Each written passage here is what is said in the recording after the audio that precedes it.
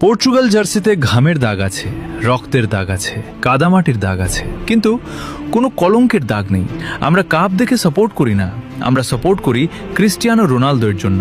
সে শুধু একজন প্লেয়ার না, সে একটা ইতিহাস, একটা অনুপ্রেরণা।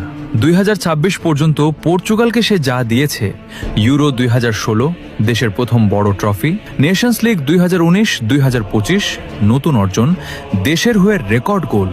পর্তুগালকে বিশ্বমঞ্চে পরিচিত করে তোলা সে শিখিয়েছে অসম্ভব বলে কিছু নাই। হার্ড ওয়ার্ক করলে ছোট দেশও বড় হতে পারে। আমাদের বিশ্বকাপ নাই, কিন্তু রোনালদো আছে। তাদের কাছে ট্রফি থাকতে পারে, কিন্তু আমাদের কাছে একটা কিংবদন্তি আছে।